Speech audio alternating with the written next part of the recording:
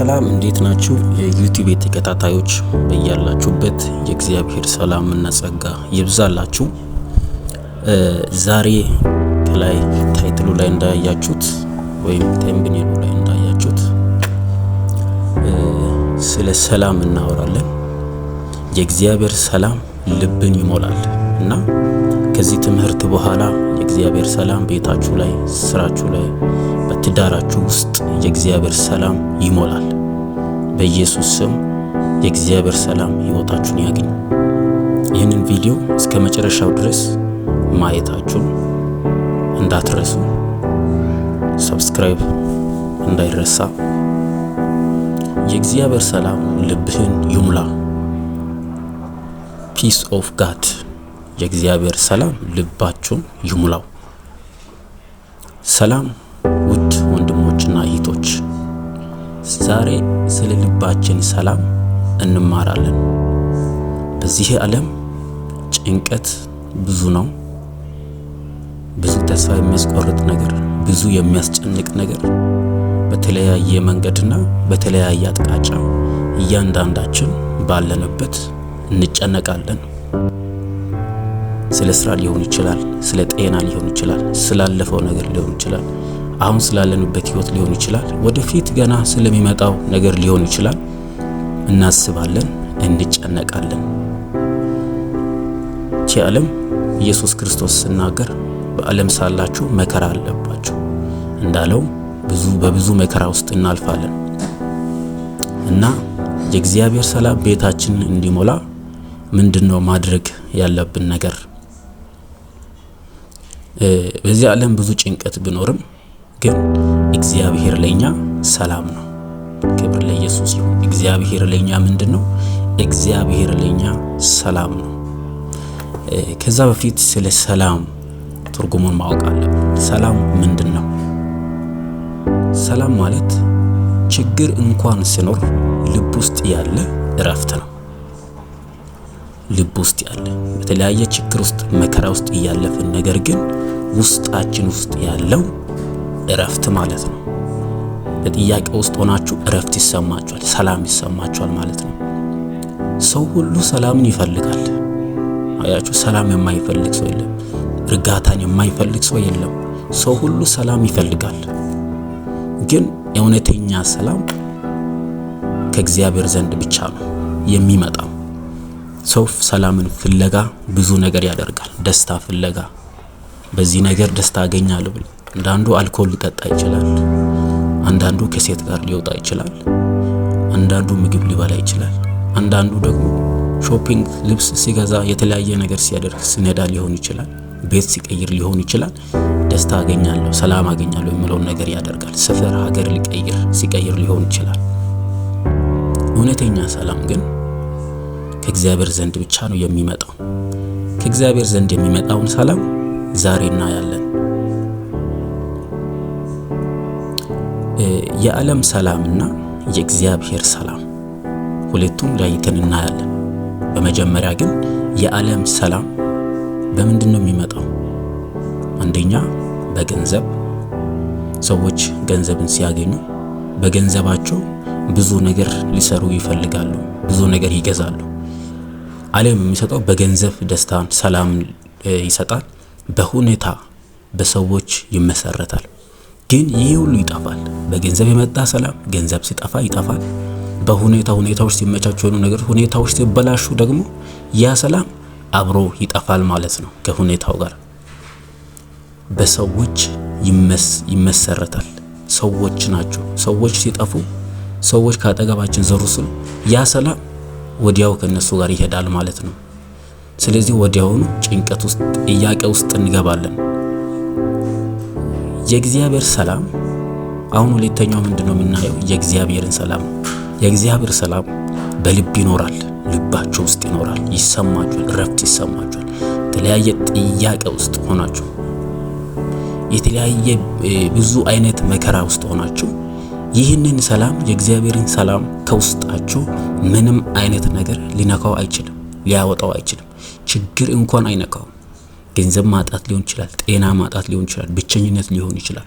የእግዚአብሔር ሰላም በውስጣችሁ ሲኖር ምንም ነገር ይህንን ሰላም ሊነካባችሁ አይችልም። ይህንን ሰላም ታዲያ እንዴት መቀበል እንችላለን? ምንም አይነት መከራ መጥቶ የማይወስደውን ሰላም፣ የማይነካውን ሰላም፣ ሰዎች የማይነኩትን ሰላም እንዴት እንቀበል የሚለውን ነጥብ እናያለን። ይህንን የምንቀበልበት መንገድ አንደኛው በጸሎት ነው። በጸሎት እንቀበላለን። ጭንቀትን ለእግዚአብሔር አቅርቢ። ጭንቀታችሁን ለእግዚአብሔር አቅርቡ። ብዙ ጊዜ ሰዎች ችግሮቻቸውን ለሰዎች ይናገራሉ። በዛ ጉዳይ ላይ ልምድ ያለው ሰው፣ እውቀት ያለው ሰው፣ ገንዘብ ያለው ሰው ይጠይቃሉ፣ ችግራቸውን ያካፍላሉ። የሚያስጣላው ነገር ሰዎች ይሸሻሉ ችግር ያለበትን ሰው ሲያገኙ። ምክንያቱም እነሱ ራሱ በዛ ችግር ውስጥ ስላሉ ማለት ነው። ስለዚህ ኢየሱስ ክርስቶስ እኔ የሚሰጣችሁ ሰላም ዓለም እንደሚሰጥ አይደለም። ዓለም የሚሰጠው በገንዘብ የመጣው በገንዘብ ይሄዳል። ስለዚህ በጸሎት በእግዚአብሔር ፊት በመቅረብ ጭንቀታችንን ሁሉ ለእርሱ በመስጠት ሰላምን ማግኘት እንችላለን። ልብህ ይረጋጋል። ስትጸልዩ ልባችሁ ይረጋጋል፣ ሰላም ያገኛል፣ ትረጋጋላችሁ። የሚያናውጣችሁ ልብ ምክንያቱም ምንድነው ሲባል በጸሎት ለእግዚአብሔር ሁሉ ነገራችሁን አሳልፋችሁ ሰጣችኋል፣ ሸክማችሁን እሱ ላይ ጥላችኋል። ምክንያቱም መጽሐፍ ሲናገር የሚያስጨንቃችሁ ሁሉ በእኔ ላይ ጣሉት እንዳለው የሚያስጨንቅ የትኛውን ጉዳይ በእግዚአብሔር ላይ መጣል፣ ከዛ በኋላ እናንተ ተረጋግታችሁ ትኖራላችሁ ማለት ነው። ስለዚህ አንደኛው በምንድነው? በጸሎት። ሁለተኛ በይቅርታ ነው። በልባችሁ ንዴት ካለ ሰላም አይመጣም። ይቅርታ ለሰዎች መስጠት ያስፈልጋል። ይቅር ማለት ያስፈልጋል። ስለዚህ የተጣላችሁ ሰዎች ካሉ፣ ቅር የተሰኛችሁበት ወይ ቅር ያሰኛችሁ ሰዎች ካሉ ይቅርታ ስጡ፣ ይቅር በሉ። በውስጣችሁ ቅሬታ ይዛችሁ በልባችሁ ንዴት ካለ ሰላም ሊመጣ አይችልም። ስለዚህ ቅሬታን፣ ጥላቻን ከውስጣችሁ አውጥታችሁ ይቅር ሰዎችን በማለት ሰላምን ልታገኙ ትችላላችሁ ማለት ነው። ሶስተኛው በመታመን በማን ላይ? በእግዚአብሔር። ሰዎች በብዙ ነገር ላይ ይታመናሉ። ብዙ ነገር ላይ ሰዎች ይታመናሉ። ያ ነገር ሁሉ ግን የሚጠፋ ነው። ሰዎች ሊክዷችሁ ይችላሉ። ክህደት ሊመጣ ይችላል ከሰዎች ዘንድ። ስለዚህ በእግዚአብሔር ላይ መታመን፣ እግዚአብሔር ይጠብቀኛል በል።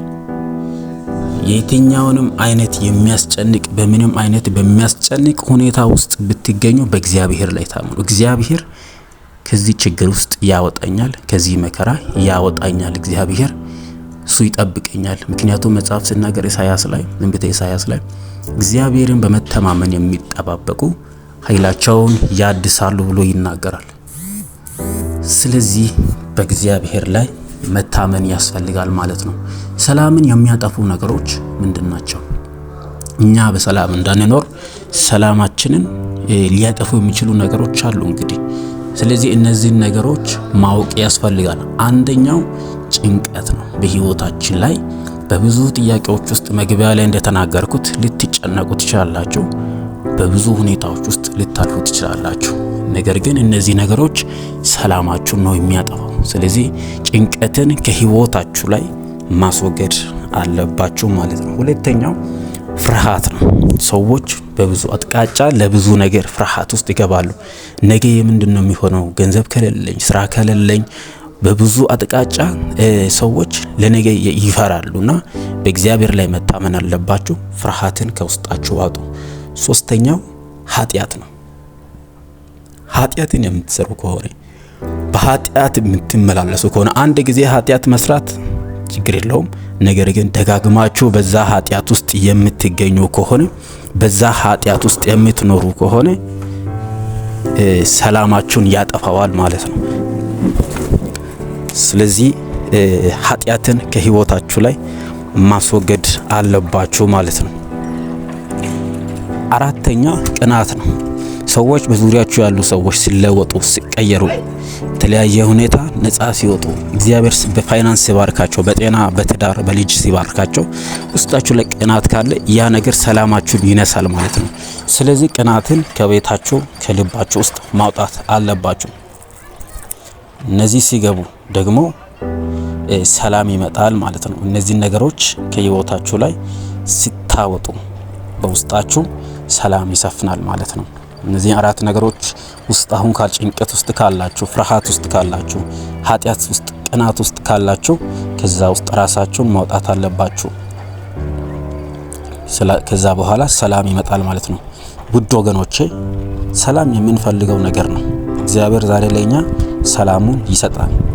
በእርሱ ታመን፣ በእርሱ መታመን አለብን። እግዚአብሔር ሰላም ለኛ እንዲሰጠን መጸለይ አለብን።